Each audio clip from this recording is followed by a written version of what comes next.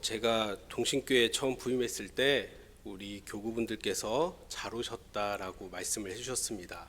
동신교회에 온 것도 잘 온 건데 5교구, 6교구를 섬기게 돼서 잘 오셨다는 얘기를 해주셨거든요. 그러면서 5교구, 6교구는 많이 모인다고 얘기를 하셨어요.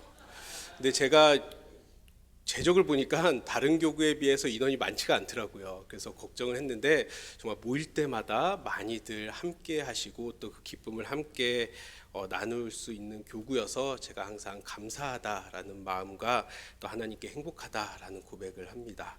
오늘도 5교구, 6교구 주간 예배로 함께 모이는 것 자체가 기쁨이고 행복이지만 또 이 시간을 통해서 우리가 함께 모여야 하는 이유와 또 그 의미를 발견하는 은혜의 시간이 되기를 소망합니다. 만약 여러분들이 생명이 2주밖에 남지 않았다라는 사실을 알게 된다면 우리가 무엇을 해야 할까요?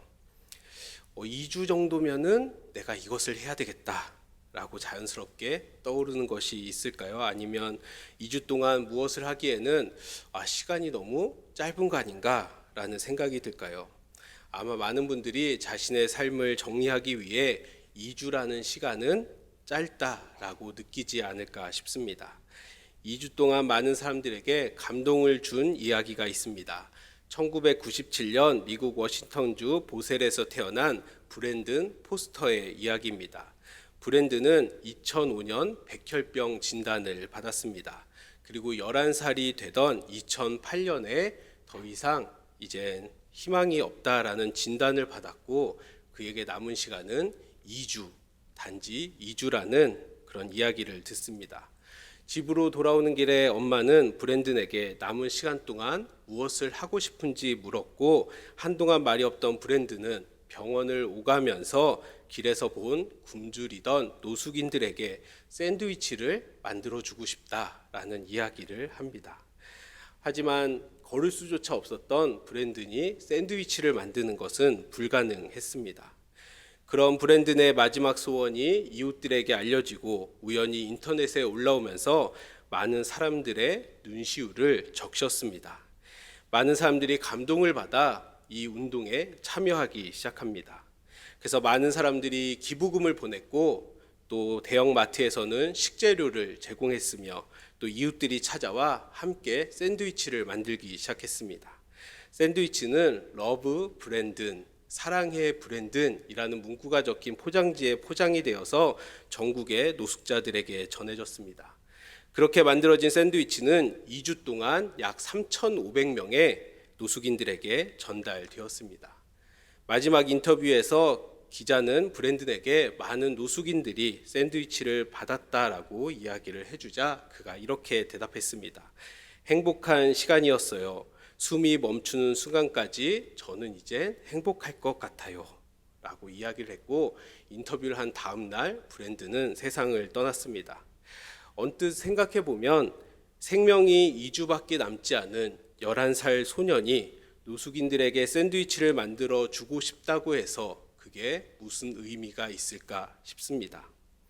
하지만 굶주린 이들에게 기회를 주고 싶다라는 소년의 마음은 많은 사람들에게 감동이 되었고 그 소원에 동참하게 하였습니다. 그 이유가 무엇일까요? 브랜든에게 그 소원이 그의 전부였다라는 것을 사람들은 알았기 때문입니다. 오늘 본문을 보면 예수님께서 지극히 작은 것을 전부로 만드셔서 이적을 베푸시는 사건이 기록되어 있습니다. 떡 5개와 물고기 2마리로 남성만 5,000명이 되는 많은 무리를 먹이신 사건입니다. 우리는 이 이적을 무슨 이적이라고 하죠? 오병이어의 기적이라고 부릅니다. 오병이어의 기적은 예수님의 대표적인 기적이자 중요한 기적입니다. 그래서 사복음서의 기자들도 모두 이 기적에 대해 기록해 놓았습니다. 네 기자가 동일한 사건을 기록해 놓았지만 강조점은 강조하고 싶은 부분들은 조금씩 다릅니다. 마가는 목자 없는 양같이 불쌍한 이들의 필요를 채우시는 목자로서의 주님을 보여주고요. 요한은 굶주린 무리를 먹이신 분에서 그치지 않고 영적 양식을 공급하시는 주님을 강조합니다. 그렇다면 오늘 본문인 누가가 강조하는 것은 무엇이겠습니까? 누가는 오병이어의 기적을 통해 예수님은 누구신가 이것을 강조합니다. 예수님은 누구신가에 대한 질문은 광풍이 있는 게네사렛 호숫가에 있었던 제자들로부터 시작됩니다. 8장 25절을 제가 읽겠습니다. 제자들에게 이르시되 너희 믿음이 어디 있느냐 하시니 그들이 두려워하고 놀랍게 여겨 서로 말하되 그가 누구이기에 바람과 물을 명함에 순종하는가 하더라. 아멘. 광풍이 있는 호수에서 바람과 물결을 꾸짖어 잔잔케 하시는 주님을 보며 제자들이 이분이 누구시지? 라는 질문을 던졌다라는 겁니다. 그 질문을 이어받은 이가 헤롯 안티파스입니다. 9장 9절을 제가 읽겠습니다. 헤롯이 이르되 요한은 내가 목을 베었거늘 이제 이런 일이 들리니 이 사람이 누군가 하며 그를 보고자 하더라. 아멘. 이게 9장 9절을 설명하기 위해서는 조금 앞을 봐야 되는데요. 예수님께서 12제자에게 능력과 권능을 주시고 하나님의 나라를 전파하며 병을 고치기 위해 그들을 파송하셨습니다. 그리고 그들이 나가서 하나님의 나라를 선포하고 병을 고치자 그러한 소문들이 곳곳에서 들려오기 시작합니다. 그 모든 소식을 들은 헤롯은 당황하면서 예수님에 대해 이 사람이 누구인가라는 의문을 품게 되었습니다. 누가는 제자들과 헤롯의 질문, 이 사람이 누구인가에 대한 대답을 오병이어의 기적을 통해 드러내고 있습니다. 누가가 밝히는 예수님은 하나님의 그리스도이신 예수님입니다. 그러니까 메시아이신 예수님이라는 말입니다. 모세를 통해 만나로 이스라엘을 먹이셨고 엘리사를 통해 보리떡 20개로 굶주린 무리를 먹이셨던 하나님이 보리떡 5개와 물고기 2마리로 5,000명을 먹이셨습니다. 누가가 얘기하는 것은 예수님이야말로 약속된 메시아이시다라는 것입니다. 그렇게 제자들은 진정한 그리스도이신 예수님을 메시아로 고백하며 의지해야 했습니다. 하지만 그들은 예수님께서 메시아라는 사실을 온전히 깨닫지 못했습니다. 그런 제자들은 이 오병이어의 기적을 통해 이 사람이 누구인가라는 그 질문에 답을 찾아갑니다. 예수님께서 진정한 메시아이심을 경험하는 제자들을 통해 오늘 우리도 우리의 주님을 이 세상의 창조자시요 주관자이신 주님으로 고백하기를 원합니다. 그 고백이 온전해야 우리는 우리의 진정한 필요를 하나님께 구할 수 있고 모든 것을 채워주시고 책임져 주시는 주님의 은혜를 누릴 수 있습니다. 이제 본문을 한번 살펴보겠습니다. 오늘 본문은 예수님께서 사역을 마치고 돌아온 제자들과 벳세다라는 마을로 이동할 때 일어난 일입니다. 예수님은 제자들과 함께 그동안 있었던 사역을 나누며 잠시 쉼을 가지고 싶었을지 모릅니다. 하지만 사람들, 우리들이 예수님이 벳세다로 가는 것을 알고 따라왔습니다. 마가복음은 예수님과 제자들이 배를 타고 이동할 때 많은 사람들이 마을로 나와 도보로 예수님을 쫓아왔다, 또 먼저 갔다라고 기록합니다. 배를 타고 목적지에 도착한 예수님과 제자들은 자신들보다 먼저 도착한 사람들을 보고 기가 찼을지도 모릅니다. 제자들과 시간을 보내려고 했던 예수님의 계획은 완전히 어그러졌습니다. 하지만 예수님은 무리를 피하거나 돌려보내지 않고 그들을 환영하셨습니다. 그들을 영접하시고 하나님의 나라의 이야기를 하시며 병든 자들을 고쳐주셨습니다. 우리가 누가복음을 계속 읽다 보면은 예수님께서 계속해서 하나님의 나라를 전하시고 병을 고치셨다라는 표현이 반복이 됩니다. 진정한 그리스도 메시아이신 주님이 이 땅에 오셔서 하나님의 나라를 선포하셨고 그 증거로 병을 고치셨다라는 것입니다. 하나님의 뜻이 하늘에서 같이 땅에서 이루어지듯이 지금 예수님을 통해 하나님의 나라가 임했다라는 것이 선포되고 있습니다. 하지만 그러한 예수님의 사역도 인간의 한계로 인해 벽에 부딪히는 것 같습니다. 어떤 한계죠? 날이 저물고 배가 고파질 겁니다.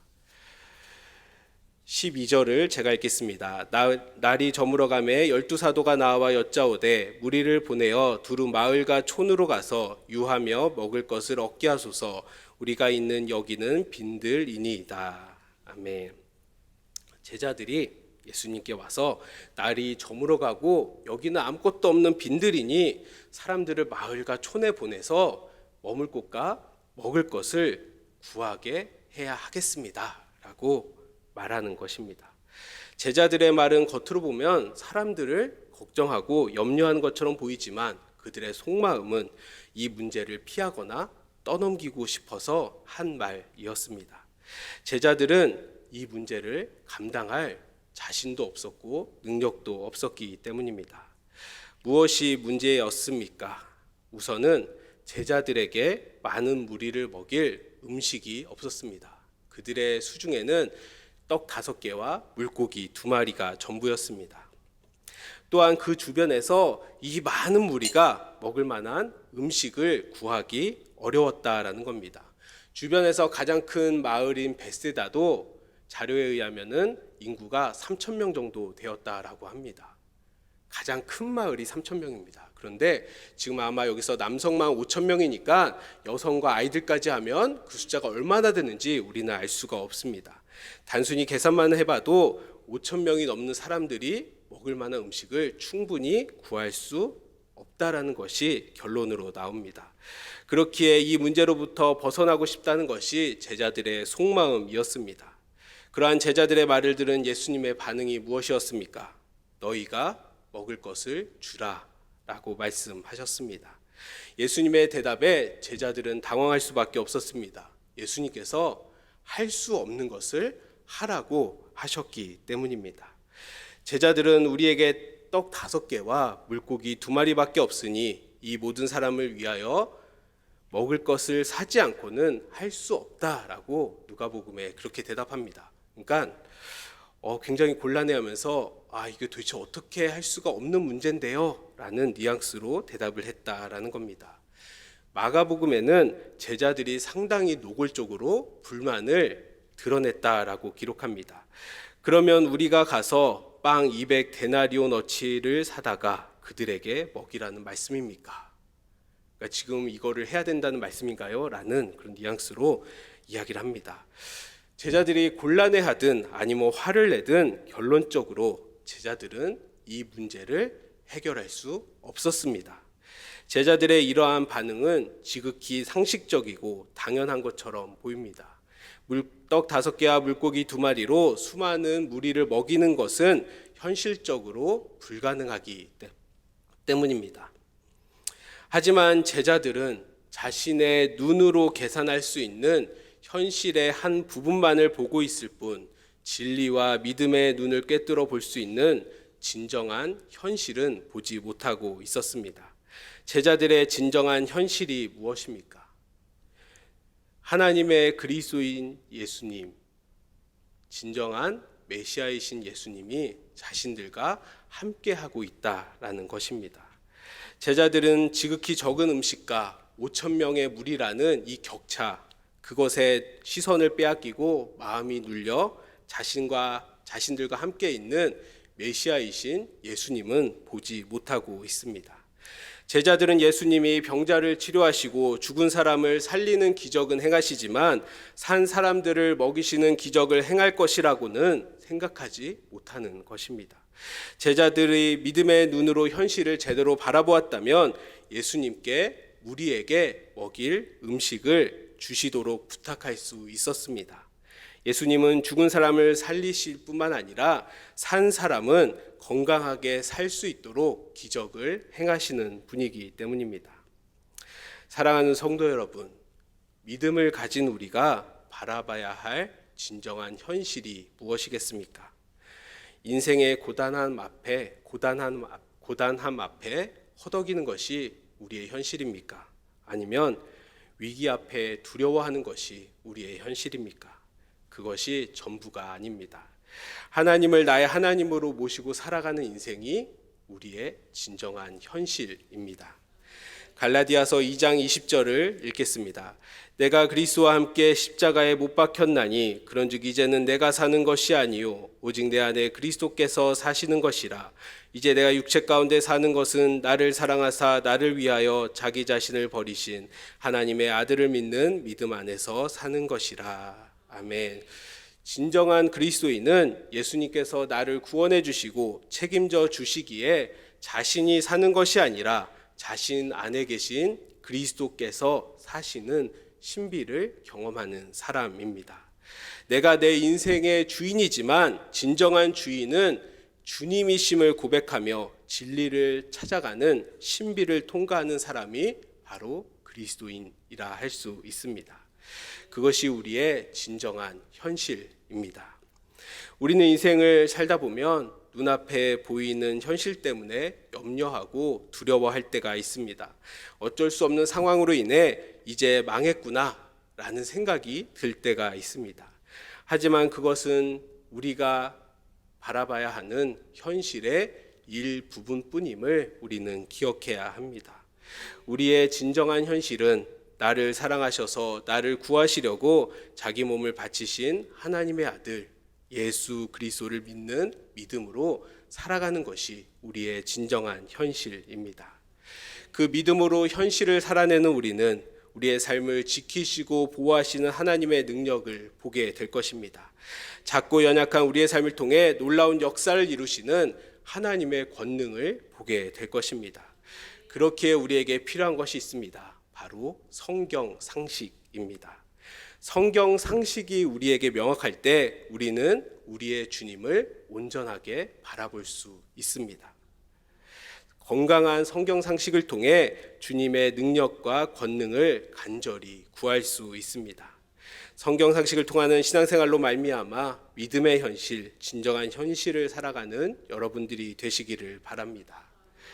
이제 예수님은 제자들을 자신의 사역에 동참시켜 자신이 진정한 메시아라는 것을 그들이 경험하게 해주십니다.